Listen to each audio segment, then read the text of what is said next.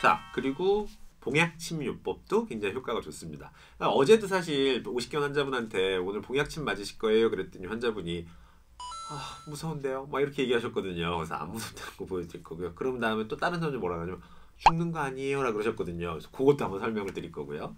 그리고 또 하나 묻는 게 뭐냐면 환자분이 그러셨어요. 벌을 왜 안 갖고 와? 그러는 거예요. 벌을 왜 갖고 와요? 다시 물어봤거든요. 벌로 놓는 거잖아. 그러길래 벌로 안 놓는데요? 그랬어요. 벌로 놓지가 않아요. 벌로 놓지 않고요. 이제 정제된 주사제로, 그러니까 뭐 예를 들면 이렇게 생긴 식으로 주사제로 만들어서 위험한 성분들은 제거를 하고 멸균 상태로 만들어 가지고 제공이 됩니다. 걱정하실 거 한 개도 없고요. 봉약침은 굉장히 안전한 시술 중에 하나예요. 다만 이제 어떻게 시술하냐에 따라 그 안정성의 차이가 나는 거기 때문에 이제 그 부분이 중요한 거고요. 절대로 살아있는 벌 갖다가 뿅 맞아가지고 하시면 안 됩니다. 큰일 나요. 제가 저번에 말씀드렸죠. 아다리 걸린다고요. 아다리 걸리면 큰일 납니다. 이번에는 봉약침을 시술해 볼 겁니다. 자, 봉약침 시술하기 전에 환자분들한테 테스트를 먼저 시행하게 되어 있습니다. 그래서 테스트를 하고 안전한 걸 확인한 다음에 환자한테 병력도 확인을 합니다. 뭐 과거에 벌에 쏘여서 큰일 난 적 있나요? 네. 진짜요? 네. 어렸을 때 벌에 쏘여가지고 네. 그때 된장 바른 기억이 있어요. 40대. 네. 40대입니까? 네. 된장이 들어가는 거 40대인데. 네. 얼굴은 20대인데 네, 좀 특이합니다. 자, 그래서 이런 병력들이 있다 그러면 아나필락시가 올 가능성이 있으니까 주의를 하는 거거든요. 자, 환자가 이렇게 문제가 있다고 하는 경우에는 테스트를 먼저 시행을 합니다. 그래서 저희가 사실은 20분 전에 테스트를 시행을 해놨고요. 환자가 크게 붓지 않고 간지러움도 없이 잘 유지가 되고 있기 때문에 시술을 바로 할 겁니다. 자, 오늘 시술을 위해서 특별히 벌을 모셔왔습니다.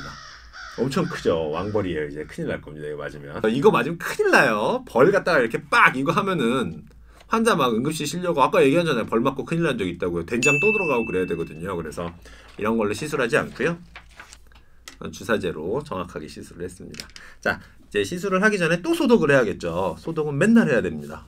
맨날 소독을 하고 저희는 테스트상의 문제가 없었지만 환자분들한테 다시 확인을 합니다. 아까 테스트한 부위가 간지럽거나 특별한 문제는 없으셨고요. 네. 네. 호흡에 곤란하거나 그런 증상도 없고. 네. 네. 좋습니다. 시술하기 전에 오늘은 이제 이분은 어깨를 많이 쓰시는 분이에요. 직업적으로. 그래서 이제 극상근이라는 근육이랑 승모근이라는 근육들이 많이 굳어 있어서요. 일단 50견에 시술하는 부위이기도 하니까 그 두 군데를 같이 치료를 해드릴 겁니다. 아까 말한 대로 봉약침을 맞기 전에 굉장히 많이 두려워하는 게 아플까 봐예요. 그래서 아픈지도 이따 한번 여쭤보겠습니다. 자, 힘 빼시고.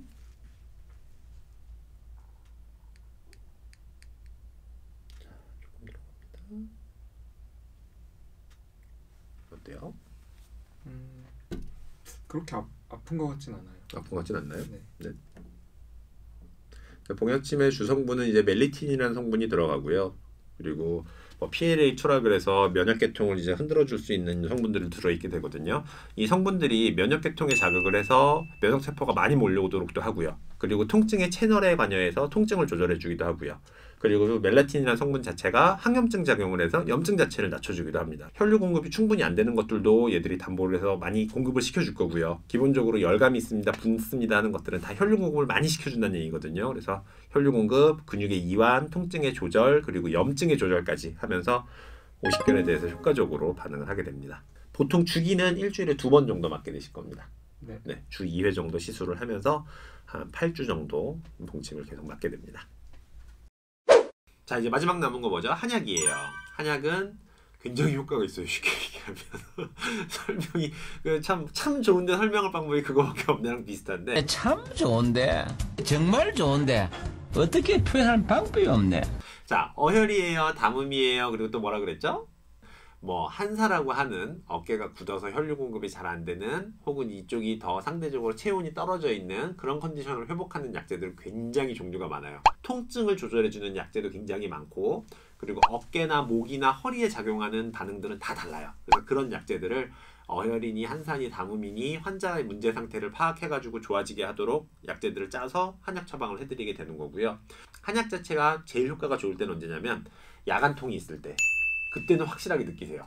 그러니까 오래 걸리더라도 일단 통증이 확 줄거든요. 그래서 야간통이 있을 때는 한약을 많이 드리고 있고 초창기에 사실 드리면 제일 좋습니다. 이게 완전히 염증이 진행되기 전에 염증을 확실하게 확 다운시켜주고 이 부분을 조절시킬 목적으로 한약을 사용할 때는 굉장히 반응이 좋아요.